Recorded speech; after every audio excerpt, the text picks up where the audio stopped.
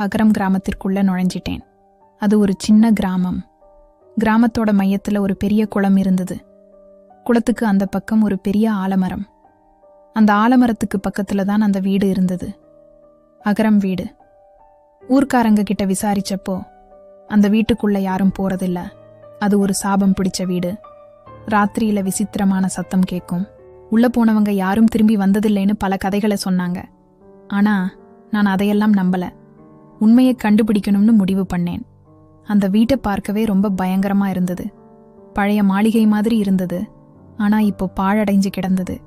சுவர்கள், ஜன்னல்கள் உடைஞ்சு, கதவுகள் தொங்கிட்டு இருந்தது. அந்த வீட்டை சுத்தி ஒரு விதமான அமைதி. ஆனா அது மனசுக்கு இதமான அமைதி இல்லை, ஒரு விதமயான அமைதி. வீட்டுக்கு முன்னாடி ஒரு பெரிய இரும்பு கேட் இருந்தது. துருப்பிடிச்சு திறக்கவே முடியாம இருந்தது. நான் கேட்ட தள்ளி பார்த்தேன், ஆனால் அது நகரல. சரி, சுவர் ஏறி குதிக்கலாம்னு முடிவு பண்ணி சுவத்துல ஏறி உள்ள குதிச்சேன். வீட்டுக்குள்ள கால் வச்சதும் ஒரு இறுக்கமான குளிர் என் உடம்புல பிரவுச்சு. வெளியே வெயில் கொளுத்தினாலும் வீட்டுக்குள்ள ரொம்ப குளிரா இருந்தது. தரையெல்லாம் பியூய் படிஞ்சு கிடந்தது. ஆனா அந்த அமானுஷமான சில கால் தடங்கள் தெரிஞ்சது. அது மனுஷங்களோட கால் தடம் மாதிரி தெரியல, ரொம்ப விசித்திரமா இருந்தது. நான் மெதுவா அந்த வீட்டை சுத்தி பார்க்க ஆரம்பிச்சேன். ஒவ்வொரு அறையா உள்ள போய் பார்த்தேன். எல்லா அறைகளும் தூசி படிஞ்சுதான் இருந்தது. ஆனா ஒரு அறையில இருந்த ஸ்வத்துல சில பழைய போட்டோ மாட்டி இருந்தது. அந்த போட்டோலே அவங்க முகம் சரியா தெரியல, அழிஞ்சு போயிருந்தது. அந்த பொருட்களை பார்த்துட்டு இருந்தப்ப திடீர்னு ஒரு சத்தம் கேட்டுச்சு. திரும்பி பார்த்தேன். யாரும் இல்ல. யாரும் இல்லை.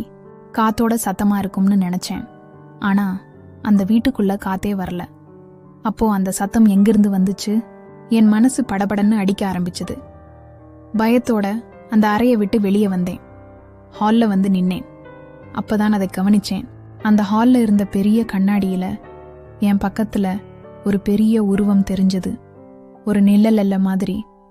நான் பயந்து போய் கத்திட்டேன். உடனே அந்த உருவம் மறைஞ்சிடுச்சு. நாக்கு என்ன பண்றதுன்னே தெரியல. உடம்பெல்லாம் நடுங்க ஆரம்பிச்சது. அந்த வீட்டிலிருந்து எப்படியாவது தப்பிச்சு போயிடணும்னு தோணுச்சு. திரும்பி வாசலை நோக்கி ஓட ஆரம்பிச்சேன். நான் ஓட ஓட எனக்கு பின்னாடி யாரோ ஓடி வர்ற மாதிரி சத்தம் கேட்டுச்சு. யாரோட கால் தட சத்தம். ஆனா சத்தம் ரொம்ப வேகமா கேட்டுச்சு. நான் திரும்பி பார்க்காம ஓடினேன். வாசலுக்கு வந்து அந்த இரும்பு கேட்டை திறக்க முயற்சி பண்ணேன். ஆனா அது திறக்கவே இல்லை. நான் மாட்டிக்கிட்டேன்.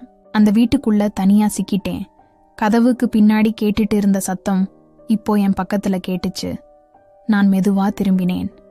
அங்க இந்த கதையோட தொடர்ச்சியை அடுத்த பாகத்துல சொல்றேன். மறக்காம நம்ம சேனலுக்கு சப்ஸ்கிரைப் பண்ணிடுங்க. அப்போதான் அடுத்த வீடியோ போடும்போது உங்களுக்கு நோட்டிஃபிகேஷன் வரும். நன்றி நண்பர்களே.